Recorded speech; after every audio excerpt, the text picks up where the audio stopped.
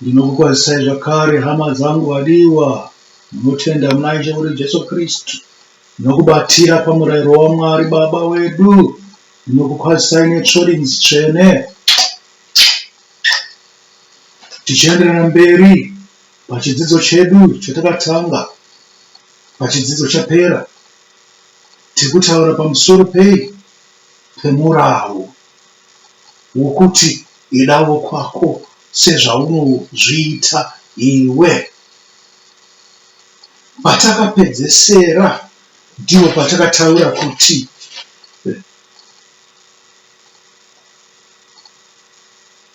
pana 1 John 4 yaiti kana munhu achiti ndinoda Mwari asingade hama yake mureve wenhema, nokuti ani naani asingade hama yake yaakaona haangade Mwari waasina kuona.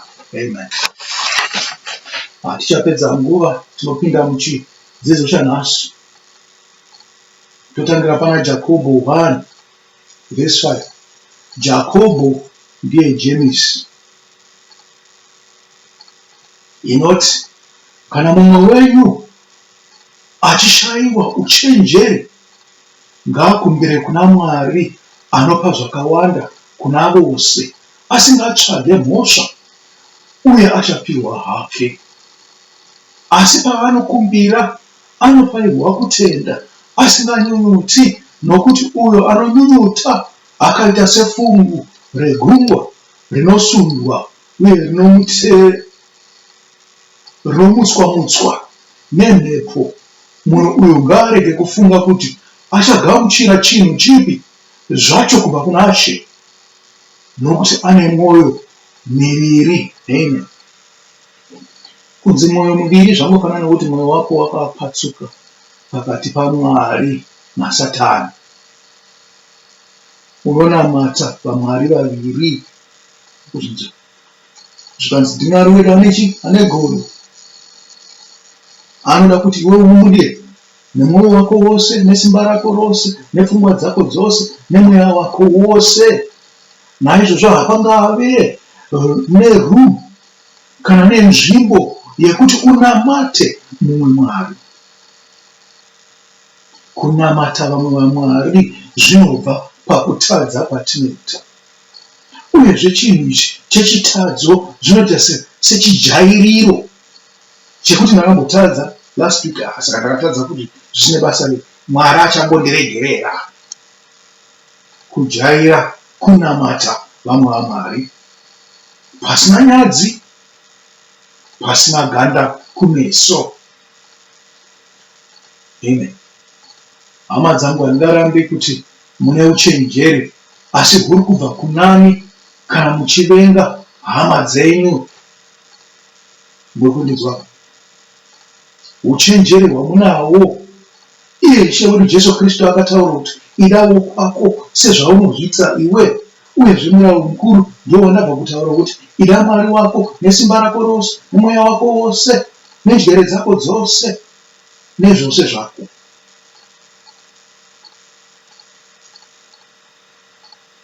Uchenjeri hwamuri kutaura kuti munawo ndehupi? Hauzi uchenjeri hunoenderana neshoko raMwari, nekuti takati murayiro uripo pahwendefa, asi unoda munhu unoona nokunzwisisa.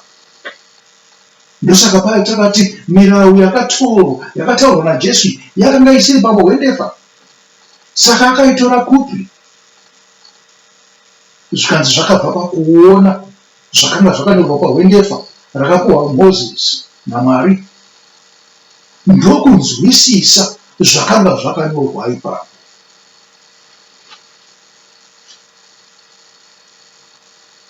Zvekunzi naJakobho 1 verse 5. Kumbirai norudo kuti muwane nzwisiso yamagwaro, munzwisise murayiro waMwari kuti mukwanise kuita sokuda kwake. Josefa wakapuhwa mwoyo wokuchenjera naMwari, uyezve waiva nerudo nehama dzake. Pandiri kutaura pa tinopawana pana I think ndiJakobo 37 ndiGenesis 37 kana 36 ndichakupa chiverengwa chacho, ndichakutaurira chiverengwa chacho, ndichatochiverenga pachangu inini nokuchisa pano. Josefa wakapuhwa mwoyo wouchenjeri naMwari, uyezve waiva nerudo nehama dzake, asi vakoma vake vairamba zvose zvakarembwa naMwari, nyangwe zvavo vaizviti vana vaIsraeri. Ndokuzvipanzwa vachiti vanonamata Mwari wababa vavo naMwari wamadzibaba avo Isaka naAbhurahama. Ivo vainge vakavenga munin'ina wavo. Izvi munozviona pachiverengo chandisara, nekuti nyangwe pavaigovana navo zviroto zvake zvaibva kuna Mwari, vaibva vatonyanyumuvenga kuti vaida kuita mambo wavo. Hapana nemumwe wavo akazvifunga kuti kana mumwe wedu akaita mambo, tose tagara tatata. Kana ine hama yangu akaita mambo, zvokwadi inini umambo hwacho woupandiri, ndakunzi chii? Hwehumambo. Nokuzvinzwa, kana nhaka iri pahama yangu, ini ndinotofanirwa kumubatsira kuti umambo hwake hushande zvakanaka. Asi tinoona vatungamiriri vedu vari mukati menyika yeZimbabwe, kubva bato richipinda pakuzvitonga, kuti hama dzavo ndidzo dzakanyanyonyangadza nyika yedu yeZimbabwe. Dzimwe ndovatungamiriri vanga vane chinangwa chakanaka, asi hama dzavo dzavaisa pamabasa dzine zvinangwa zvakaipa. Dzimwe nguva vamwe vatungamiriri vacho ndivo vakanga vane mwoyo wakaipa womundyire wamakaro wokungada zvose, vakanyangadza nyika yedu.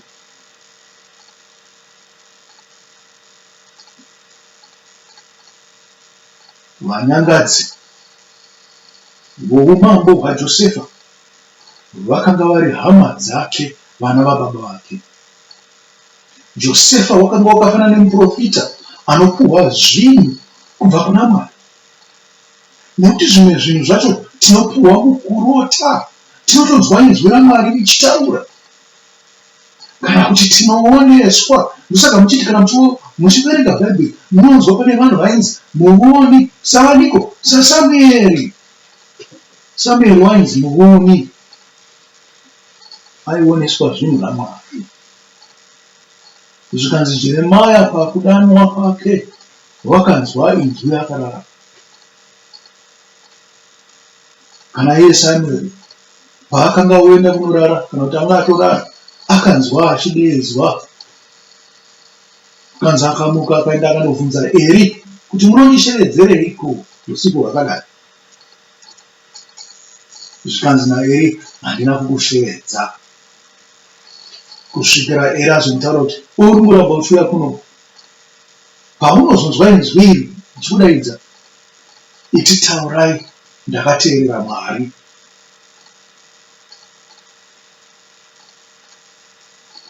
Josefa wakapuhwa mwoyo wouchenjeri naMwari, uyezve waiva nerudo nehama dzake, asi vakoma vake vairamba zvose zvakarembwa naMwari, nyangwe zvazvo vaizviti vana vaIsraeri. Imi hamuzviti maKristu here? Imi hamuzviti vateveri vaIshe wedu Jesu Kristu here? Asi munoita here zvinodikanwa naMwari? Jesu Kristu anoti, hama yangu ndiye unoita kuda kwababa vangu. Sezvaingoita hama dzaJosefa kuramba Mwari, ndozvamaita imi. Vaitozvikudza vachiti tinonamata Mwari wababa vadu Jakobho, Mwari wamadzibaba edu chii? Isaka naAbhurahama. Asi vaivenga munun'una wavo waishandiswa naMwari, nekuti nyangwe pavaigovana nawo zviroto zvake zvaibva kuna Mwari, vaibva vatomuvenga zvakanyanya. Patizvi tinozviwana pakuverenga kuti waida kuita mambo wavo. Hapana nemumwe wavo akazvifunga kuti kana mumwe wedu akaita mambo tose tagara tatata. Vangadai vakatomubatsira nokutsvaga mafevha achingori munhuwo zvake, kuitira kuti kana azova mambo avarangarire. Inzwai manzwi ouchenjeri. Ndakukupai vanhu vakachenjera manje. Vainzwisisa kuti kana pane mambo, kana Mwari ataura kuti pachazova namambo, unofanirwa kuita sei. Inzwai manzwi ouchenjeri anobva kuna Jonatani mwanakomana waSauro, mambo wekutanga waIsraeri. Endai pana 1 Samuel 23, Samuel wekutanga pachikamu cha23 pavhesi 17 re11. Jonatani akati kuna Dhavhidhi, usatya, nokuti ruoko rwababa vangu Sauro harungakuwani. Uchava mambo waIsraeri, neni ndichava muduku pauri, nababa vangu Sauro vanozviziva. Jonatani akanga sei mwanakomana waSauro. Saka baba vake vakafa, ndiani aizogara pachigaro choushe. Sei ari kutaurira mutorwa uyo asina hukama naye weimba yaJese kuti ndiwe uchava mambo, nokuti akateerera zvinoda Mwari, akakudza zvinoda Mwari. Haana kuita udyire, haana kuzvikudza pamusoro paMwari, haana kuita nhafu, haana kunotsvaga makona ekuti aita mambo agodzivisa David kana kuda kuuraya Dhavhidhi.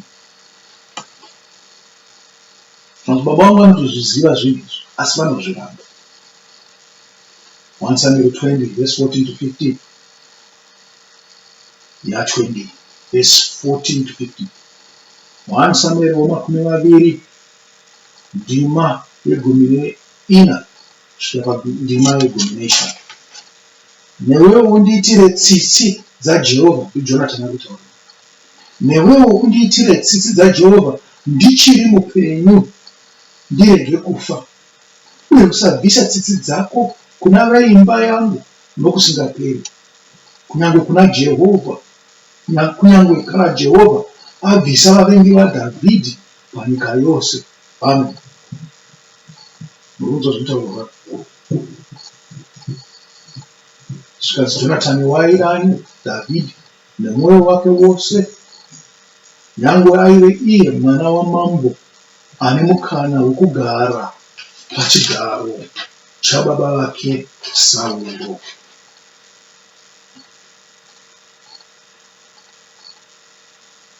Ndakambonzwa kariboko kuti vachakunonokera kufa baba wavaita se wavamirira. Vanhu vanoita zvinhu noudyire hwavo, asi chizwai zvakaita mapenzi aya vana vaJakobho. Genesis 37 verse 3 to 4. Ndondima yakambiri tichitaura iyi. Vana vaJakobho vaiziva kuti baba vavo vaida Josefa kupfuura vose, saka vakamuvenga. Kana wavenga, uchiri kuda hama yako here, hama dzangu imi vaKristu? Jakobho wakamuitira nguo yakareba ina maoko, zvichireva kuti akamudzidzisawo kuve munhu wakarurama. Wakamudzidzisawo zvikuru pamusoro petsika dzamadzibaba avo kupfuura vamwe vanakomana vake. Saka vakomana vaJosefa vangadai vakaita seiko? Vangadai vakati tidzidzisewo zvamunodzidziswa nani nababa vedu. Nyangwe nengano dzavanokutaurira muri woga, kuti isu tiite sei tive une uchenjeri, tigokwanisa kuita sei kukubatsira pazvinhu zvawakarongerwa nani naMwari.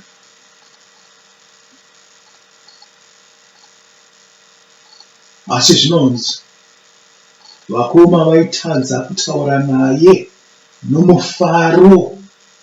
Zvikanzi vakatomuona Josefa vaibva vatobatwa nekusvotwa zvisingaiti.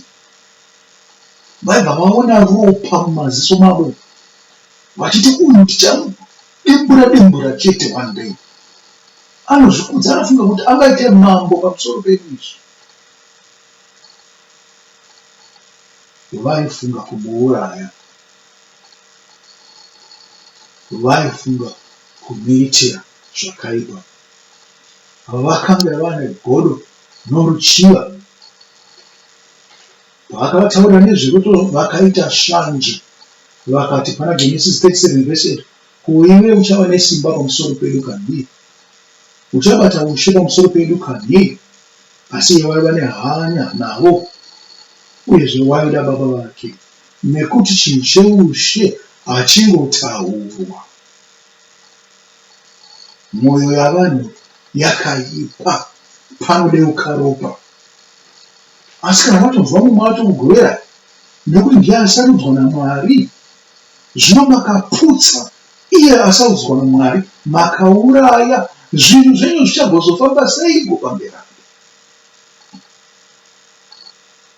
Josefa waiterera baba vake, asi ivo hama dzake vaiva matsotsi aibira kuna baba vavo. Mozona kumagwaro ataverenga, pakati pavo paiva nerimwe rombe rakarara namai varo, mukadzi wababa vake. Murayiro unodudzira chinhu icho uchiti, wakafukura baba, wakafukura amai vako, wafukura baba vako, nokuvanyadza, nokuvabvisa chinomira. Zvino maropafadzo achagova pauri seiko? Endai pana Levitical 18:8. Iyi dudziro yemurayiro uripo wandakupai. Dudziro rwemurayiro woupombwe, dudziro rwemurayiro wokusada hama yako, uchibva pamurayiro iri pahwendefa. Pavakanga vamutengesa, vakanepera baba vavo kuti Josefa wakanga afa. Zvinonzi mudhara iye akachema zvinopisa tsitsi. Jakobho wakachema, asingadye, asingageze, achigara namagumbu. Ivo havana kuita kana hanya nazvo. Hapana wakazvidemba, vaitoti tsvatu paro. Ikoko ngazviende. Akataura chokwadi chakanga chaitika. Hapana kana mumwe wavo akafunga kuchema nokupisa tsitsi kwaita baba vake, akafunga kutaura chokwadi chezvinhu zvakanga zvaitika. Vaitoti mudhara uyu ngaafe zvake nokuchema akanga asidatipe. Kuti unyatsoziva kuti varume ava vaipfuta guka here, kana kuti musombodhiya, hapana iziva kuti vairovei. Kana kuti uziva kuti vaipfuta glue here, repamipuranga kana mipaini, kana kuti muti wemukonde, hapana aizviziva. Saka kana tatarisa vanakomana vaJakobho tichidai, tinoona kuti vaityora mitemo yose ine chekuita neukama hwemunhu kune mumwe, uyezve vaimhura nokuvenga Mwari. Ungazoenda zvako uchipfugama uchiti Mwari wamadzibaba angu, Mwari waAbhurahama, Isaka naJakobho hazvibetserecho. Haazi Mwari wako, unonamata Satani. Kana tadai zvakare tasvika panyaya yatiri kuda inoenderana namavhesi edu ari pana Genesis 42:1-5.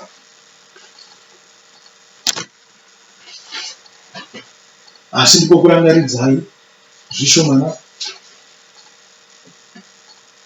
Hama dzangu, nyika yedu yazara neutsinye, nyika yedu yazara neruvengo, nyika yazara neupombwe, nyika yedu yazara neudyire, nyika yazara nekuverana nhema, nyika yazara nekubirana, nyika yazara neruchiva, nyika yazara nevanhu vane godo, nyika yazara nevanhu vane shanje, nyika yazara neuroyi, nyika yazara neusatani, nyika yazara nepfimi.